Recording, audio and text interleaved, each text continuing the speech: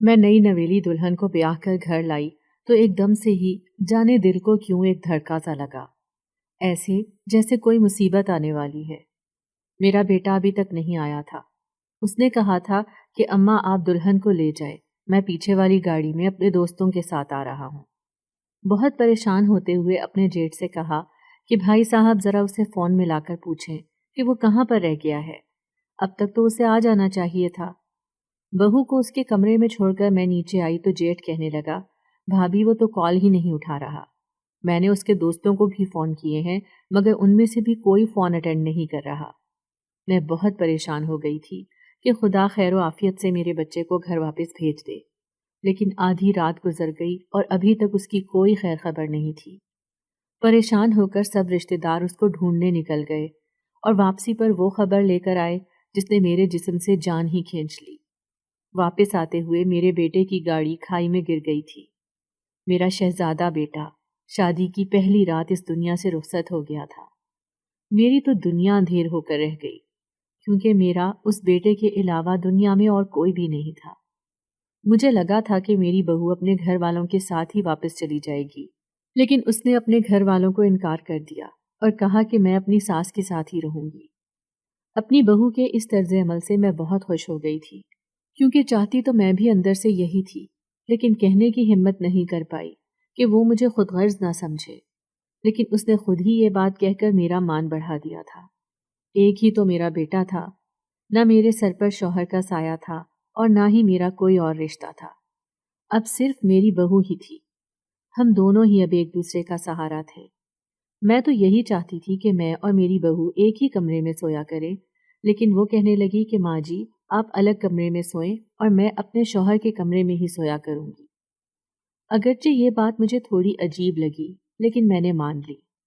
रात का खाना खाने के फौरन बाद ही उसे अपने कमरे में जाने की जल्दी होती थी। वो ऐसे भाग कर कमरे में जाती थी कि जैसे कोई कमरे में बैठा उसका इंतजार कर रहा हो। शुरू शुरू में तो मैंने इतना नोट नहीं किया, लेकिन फिर मैं ये एहसास किए बिना नहीं रह सकी कि वो तो अपने कमरे से बाहर ही नहीं निकलती। उसका कमरा था भी तो सीढ़ियों पर। मैं इतनी सीढ़ियां चढ़कर ऊपर नहीं जा सकती थी।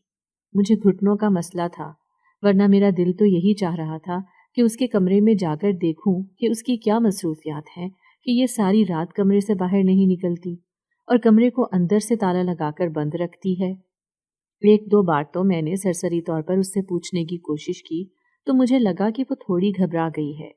कहने लगी, माँ जी ऐसी वैसी कोई बात नहीं है, मैंने क्या मसरूफियात तलाश करनी है, बस मुझे रात को बड़ी जल्दी नींद आ जाती है, इसलिए जाते ही सो जाती हूँ। मैं उसकी वजाहत पर मुतमईन हो गई, लेकिन फिर मुझे उसकी हरकतें कुछ अजीब सी लगने लगी। उसकी तबीयत गिरी गिरी सी रहने लगी। मैं उस पर शक तो नहीं करना चाहती थी, लेकिन मैं तजुर्बेकार औरत थी। उसकी हालत मेरी नज़रों से पोशीदा नहीं रह सकी।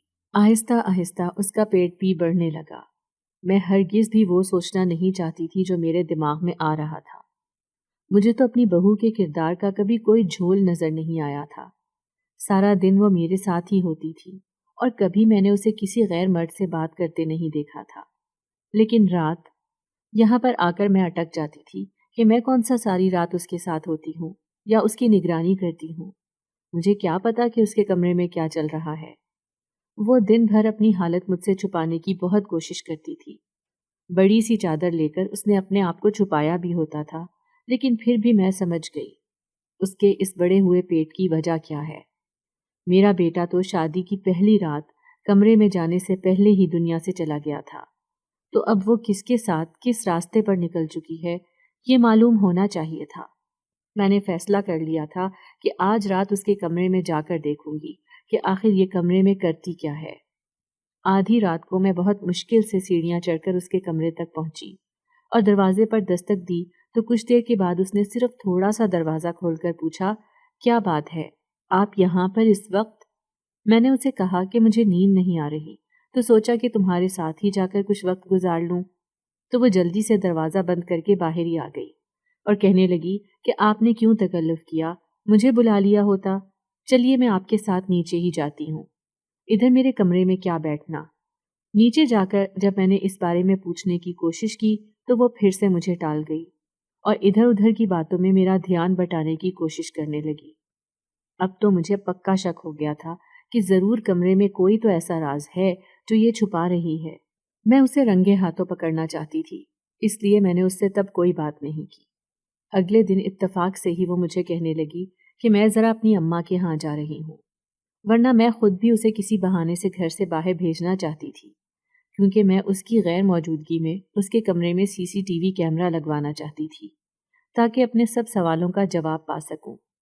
رات کو وہ اپنے کمرے میں چلی گئی اور اگلے دن جب میں نے ریکارڈنگ چیک کی تو وہ دیکھ کر پہلے تو مجھ پر حیرتوں کے پہاڑ ٹوٹ پڑے، اور پھر میں جلدی سے اپنے رب کے حضور سجدہ ریز ہو گئی اور اس سے خوب معافی مانگی کہ میں اس کے بارے میں کتنا غلط سوچ رہی تھی، جبکہ ایسی ویسی تو کوئی بات ہی نہیں تھی۔ میں نے اس ویڈیو میں دیکھا تھا کہ اس کے کمرے میں کھانے پینے کی بے تحاشا چیزیں تھیں، اتنی ساری چیزیں کہ ایک نارمل انسان تو ایک وقت میں اتنا کھانے کا سوچ ہی نہیں سکتا، لیکن وہ ایسے وحشیوں کی طرح کھا رہی تھی کہ مجھے یہ دیکھ کر بہت پریشانی ہوئی۔ میں نے جب وہ ویڈیو اسے دکھا کر پوچھا کہ یہ سب کیا ہے تو وہ بہت شرمندہ ہو گئی اور کہنے لگی کہ میں بچپن سے ہی دمے کی بیماری کا شکار ہوں۔ اس بیماری کا علاج کرنے کے لیے مجھے ایسی دوائیاں دی جاتی ہیں جن کو کھانے سے میری بھوک بہت بڑھ جاتی ہے اور اتنی زیادہ ہو جاتی ہے کہ میں ایک ہی وقت میں 10 افراد کا کھانا کھا جاتی ہوں۔ یہ میرے بس میں نہیں ہے، اسی وجہ سے میرا وزن بھی آہستہ آہستہ بڑھتا جا رہا ہے۔ میری شادی سے پہلے آپ کے بیٹے نے خود میرا خیال رکھ کر اور اپنی نگرانی میں ڈائٹنگ کروا کر وزن کافی حد تک کم کروا دیا تھا، اور اس نے کہا تھا کہ وہ شادی کے بعد بھی علاج میں میرا بھرپور ساتھ دے گا، لیکن اب وہی نہیں ہے تو میں پھر سے پرانی روٹین پر واپس آ رہی ہوں۔ اپنے بیٹے کا نام سن کر میری آنکھوں میں آنسو آ گئے اور میں نے اپنی بہو سے کہا کہ تم فکر مت کرو، جو وعدہ میرے بیٹے نے کیا تھا وہ میں نبھاؤں گی، تمہیں اب مجھ سے اپنا مرض چھپانے کی بالکل بھی ضرورت نہیں ہے۔ میں نے بھی اتنا غلط سوچنے کے لیے اس سے معافی مانگی۔ بعض اوقات ہم گمان اور غلط فہمی میں اتنا آگے بڑھ جاتے ہیں کہ ہمیں کچھ دکھائی دینا ہی بند ہو جاتا ہے، لیکن میں خوش تھی کہ میں نے بر وقت اپنی اس غلط فہمی کو دور کر لیا تھا۔